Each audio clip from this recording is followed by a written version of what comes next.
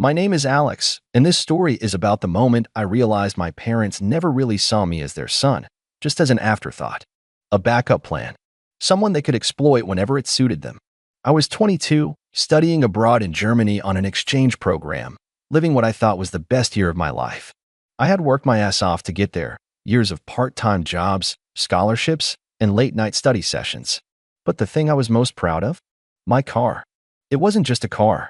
It was my car. My dream car. The one I had spent years saving up for, skipping nights out with friends, taking on extra shifts, watching every dollar. And when I finally got it, the feeling was indescribable.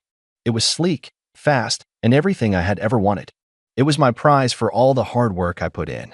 I left it back home, safely parked in my parents' driveway, before I flew out for my exchange program. I even asked them to start it once in a while, keep the battery from dying. They said sure. No problem. I should have known better. It all started when my best friend, Jake, messaged me out of nowhere. Jake texted, "Dude, did you sell your car?" I frowned at the screen. No? Why? Jake texted, then why is it listed for sale? That's when he sent me a screenshot. My stomach dropped. It was my car. My exact car. Same model, same license plate, everything.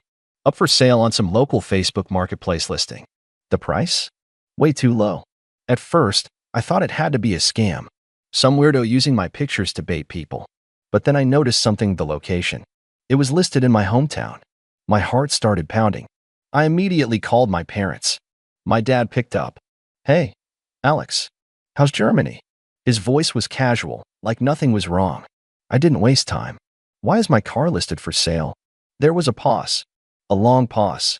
Then, my dad cleared his throat. "Oh, we needed to talk to you about that."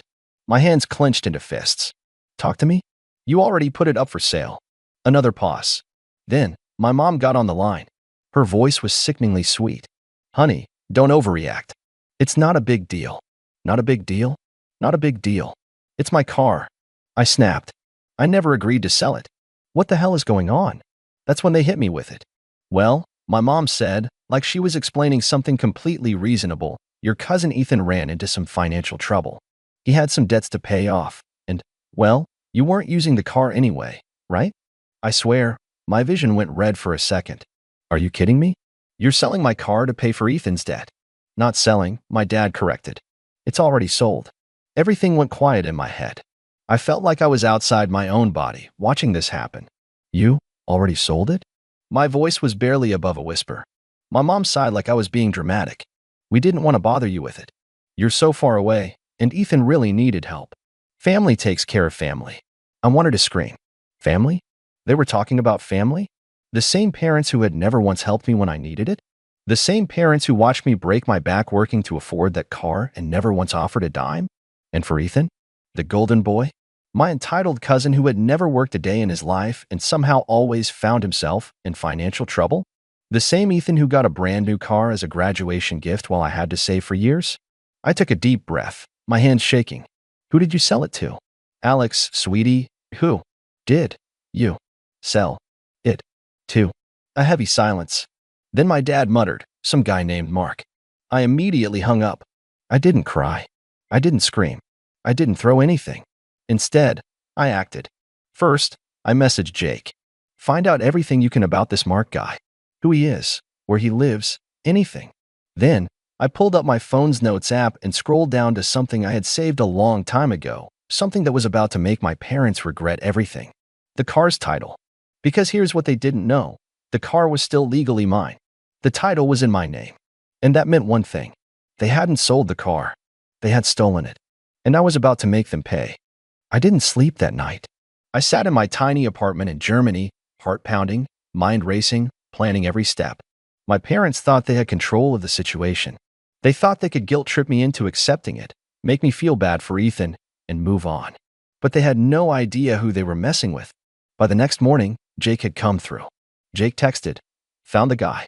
His name's Mark Reynolds. Looks like he owns a used car lot in town. Probably thought he was getting a steal." That made things interesting. If Mark was a used car dealer, that meant he'd done this before. He probably figured out my parents were desperate, lowballed them, and made an easy flip. But the fact that he bought it meant there was a paper trail. I smiled to myself. Good. That'll make this even easier. I pulled up my phone and made my first call to the DMV. After confirming my identity, I explained the situation. I'm the legal owner of a car that was sold without my permission. I have the title. The car was stolen. The lady on the phone sounded skeptical at first, but when I emailed her a scan of the title with my name on it, her tone immediately changed. Sir, you need to file a police report immediately. The car is still legally yours. That was all I needed to hear. I hung up and immediately called the police department back home. I kept my tone calm, professional, and direct. Hi, I need to report a stolen vehicle. I have the title in my name, but my parents sold it while I was out of the country. The officer on the other end hesitated. Sir, do you have proof that you didn't authorize the sale? I had anticipated this. I have text messages with my parents admitting they sold it without asking me, plus the title in my name. I can email it all over right now. All right, send it over. We'll take a look. It took less than 2 hours before I got a call back. This is Detective Harris. I just went through the documents you sent. Based on what I'm seeing, you have a pretty strong case. Since you never signed over the title, the sale wasn't legal. The car is still yours. I exhaled. So what happens now? Well, the detective said, we're going to treat this as a stolen vehicle case. We'll notify the current owner that they're in possession of stolen property. If they cooperate, we'll facilitate the return. If not, they could face legal consequences. That's when I got another idea. What happens if the buyer refuses to return it? I asked. Well, technically, if they knew it wasn't legally sold, that's fraud. Even if they didn't know, they still have to return the car. But the detective paused, as if debating whether he should say the next part. If they try to make you pay to get your own car back, that could be considered extortion. I grinned. Good to know. I spent the rest of the day waiting, heart pounding every time my phone buzzed. My parents hadn't called or texted since our last conversation, which told me one thing. They knew they messed up. Then, at around 6 p.m. my time, I got a call from a number I didn't recognize. I picked up. Hello. A gruff voice answered. Is this Alex? Yes. This is Mark Reynolds. We have a problem. I leaned back in my chair, pretending I wasn't enjoying this. Oh, what kind of problem? There was a pause. Then, in an annoyed voice, Mark said, the cops just showed up at my dealership. They're saying the car I bought is stolen. I feigned concern. Oh, wow. That's crazy. How did that happen? Another pause. Then, irritation crept into his voice. Your parents told me they had permission to sell it. Yeah, they lied. Mark let out a frustrated breath. Look, kid, I already paid for this car. Your parents took the money, I have a bill of sale, and now I'm being told I have to give it back? That's not how this works. I smiled. Actually, it is. The sale wasn't legal. You never owned it. There was a long silence on the line. Then, Mark sighed. All right, I'll return it. But there it was. The but. I want my money back, he said. Plus, I already put some work into it. New detailing, a small repair. I'm at over $8,000. If you want the car back, I need that covered. I nearly laughed. So he wanted to play it that way, huh? I kept my voice calm. You want me to pay $8,000 for my own stolen car? You're getting a car back that I legally paid for. I'm not running a charity. I let that sink in for a second. Then I said, let me think about it. And I hung up. I wasn't going to pay him. Not a single dime. But I wasn't done yet. I had one more call to make. It was time to deal with my parents. I took a deep breath and dialed my mom's number. It didn't even ring twice before she picked up. Mom, Alex. Thank God. We need to talk. I leaned back in my chair. Yeah, we do. She hesitated, probably thrown off by my calm tone. Look, honey, I know you're upset, but you need to understand the situation. Here we go. The gaslighting. Mom, your cousin was in trouble. It was an emergency. We had no other choice. I let her talk. Let her dig the hole deeper. Mom, and honestly, sweetheart, you weren't even using the car. It was just sitting there, wasting away. Ethan needed help, and we figured you'd understand. We're family. Oh, the classic, we're family guilt trip. I decided to hit her with the facts. Mom, did you even check whose name was on the title? Silence. I have it right here. I continued, opening the scanned copy on my laptop. It says Alex Carter. Not Ethan. Not your dad. Me. Which means you sold something that wasn't yours to sell. She scoffed. Oh, don't be so dramatic. Dramatic? I repeated. You do realize the cops consider this theft, right? Her tone instantly changed. The cops. Alex, what did you do? I smirked. Oh, I just reported my stolen vehicle. You know, like any reasonable person would. Her voice shot up an octave. You had no right to do that. Do you know what you've done? I feigned innocence. Oh yeah? I made sure the law was followed. I could hear her breathing heavily. You're blowing this way out of proportion, Alex. Just call them and tell them it was a misunderstanding. We'll sort this out as a family. That made me laugh. Oh, now you want to sort this out as a family? After you stole from me? Watch your tone, she snapped. We raised you. We did everything for you. And this is how you repay us. Ah, there it was. The "we did everything for you" card. I wasn't having it. You didn't do this for me, Mom. You did it for Ethan. Because you've always put him first. That's not true, she argued. Oh, really? I said. So tell me, if the roles were reversed, if I needed help, would you have sold Ethan's car to bail me out? More silence. That told me everything I needed to know. You have no idea what you've just done, she finally muttered. I smiled. Oh, I think I do. Then I hung up. That night, I got another call. This time, it was from my dad. I let it ring a few times before answering. His voice was cold. You crossed a line, son. I let out a breath. No, Dad. You crossed a line when you sold my dream car behind my back. He exhaled sharply, clearly trying to keep his temper in check. Look, we'll figure this out. But you need to drop this police nonsense before it gets worse. I kept my tone neutral. How exactly do you plan on figuring it out? We'll talk to Mark. Maybe we can work something out. Oh, I already talked to Mark.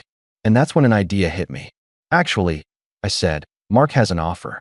He says he'll return the car if I pay him $8,000. Silence. Then what? Yeah, apparently, he put some work into it and doesn't want to lose money. So if you're serious about making this right, you guys can cover that cost. Dad sputtered. Why should we have to pay that? I grinned. Because you sold the car. This is your mess, not mine. Dad lowered his voice. We don't have that kind of money, Alex. Neither do I shot back. So unless you want this to go to court, you better figure it out. I heard him mutter something under his breath before saying, I'll call you back. And just like that, I had them trapped. Either they paid to fix their mistake, or they had to deal with the legal consequences. The best part? I wasn't even close to being done yet. The next few days felt like a game of chess. I was 3 steps ahead, and I knew it. My parents were scrambling to figure out how to fix their mistake, but they didn't have the luxury of time. I kept my phone on silent, mostly ignoring their calls.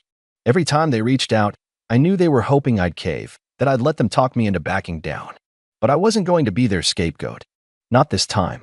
At some point, I stopped even pretending to be polite with them. I had made my point clear.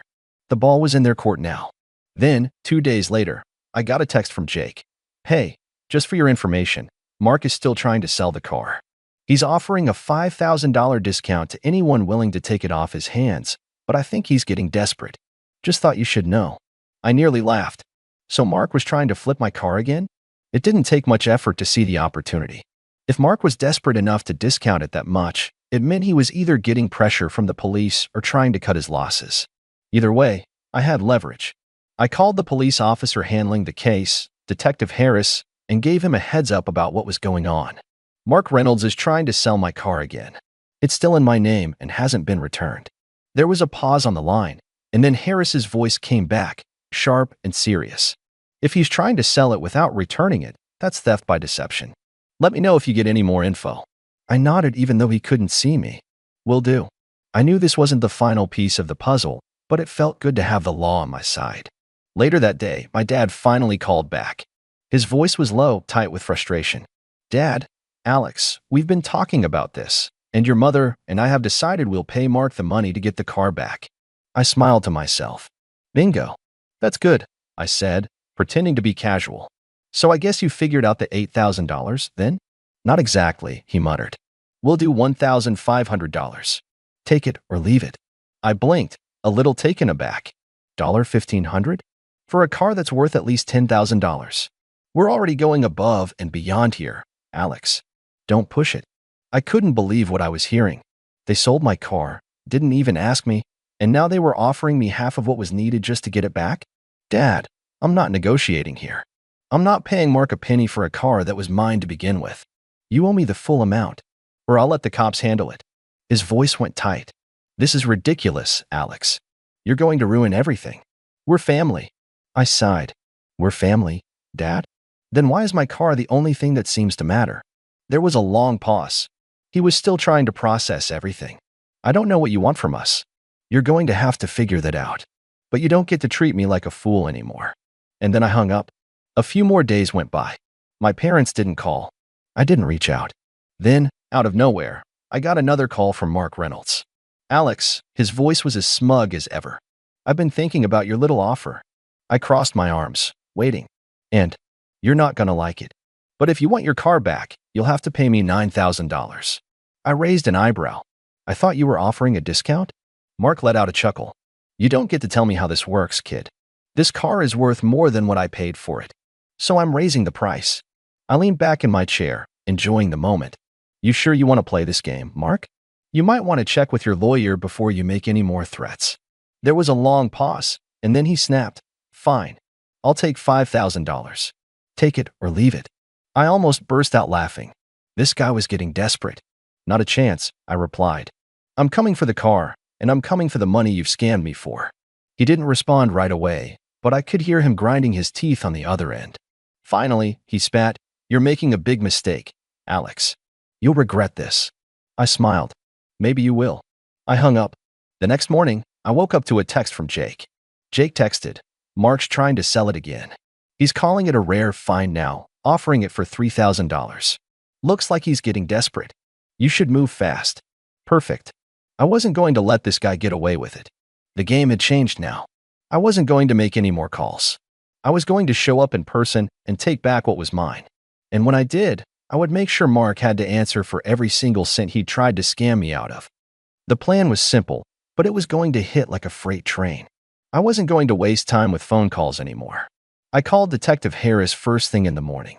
I could already hear the professionalism in his voice, but there was an undertone of excitement, too.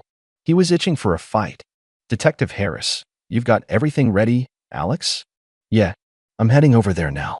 I'll meet you there in an hour. He gave a short laugh. You know, I think this is going to be a fun one. I grabbed my jacket, stuffed my phone into my pocket, and got into my car, feeling the adrenaline buzz through me. Today was going to be a day of reckoning. By the time I pulled up to Mark's house, I had the police in tow. The squad car parked behind me, and Detective Harris gave me a nod as we walked up to the front door. I could see Mark through the window, pacing back and forth.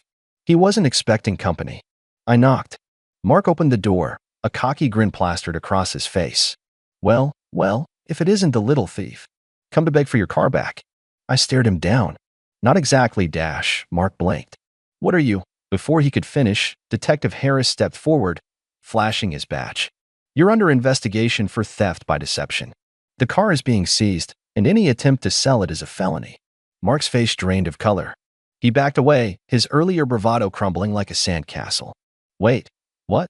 No, this is a misunderstanding. I raised an eyebrow. A misunderstanding? Huh? Then why are you trying to sell my car? Harris spoke again. Sir, we're taking the car into custody. You'll be contacted about further charges. Mark tried to argue, but no one was listening to him anymore. A few officers moved in and began taking the car away, starting the process of securing it for transport. I stood there, arms crossed, watching every second of it. I had my car back. Finally, the next few days passed in a blur. The police made sure everything was handled legally, and the process to return the car to my name was quick. As I signed the paperwork, I felt a weight lift off my shoulders. My car, my dream car, was officially mine again. But it wasn't over yet. I didn't want anything to do with my parents anymore. They had chosen Ethan. They'd lied, stolen, and gaslight me at every turn. This was the end of it.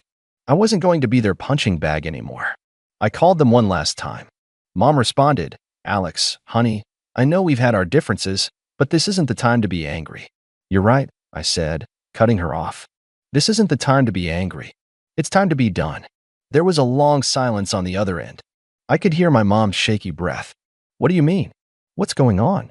I mean that I'm done. I leaned forward, the words coming out sharper than I expected. You sold my car, didn't think twice about it, and now you're asking me to forget it? Forget that you chose Ethan over your own son, that you've made me feel like I'm nothing for years? I'm done. I could hear her trying to swallow her words. Please, Alex, Don't do this. But I was already done listening. You should have thought about that before you decided to steal from me. You don't get to pretend like nothing happened. I've been disrespected enough, and I'm done. And with that, I hung up. The next call was from my dad. I didn't even bother answering. Instead, I sent them both a message. I'm cutting ties with you both. I don't care what happens from here on out. You've made your choice, and I'm making mine. Goodbye. It wasn't an easy decision, but it was the right one. They weren't my family anymore. They hadn't been for a long time. A few days later, I was sitting at my kitchen table when I saw a notification on my phone. It was a news article about a local businessman, Ethan's father-in-law, being fined $10,000 for fraud and theft. Turns out, my parents were involved in some shady dealings with Ethan's side of the family, and their finances were in complete shambles. The whole thing hit me like a ton of bricks. It wasn't just about the car. It was about everything they kept hidden from me. The lies, the manipulation, the way they'd taken advantage of my trust. But I wasn't going to let it ruin me anymore. I stood up, walked over to the window, and took a deep breath. I wasn't going to waste any more energy on them. I had my life back, my car back, and the ability to move on. And that's exactly what I was going to do. So, what do you all think? Was I right to cut ties with my family, or did I take it too far? Let me know your thoughts in the comments.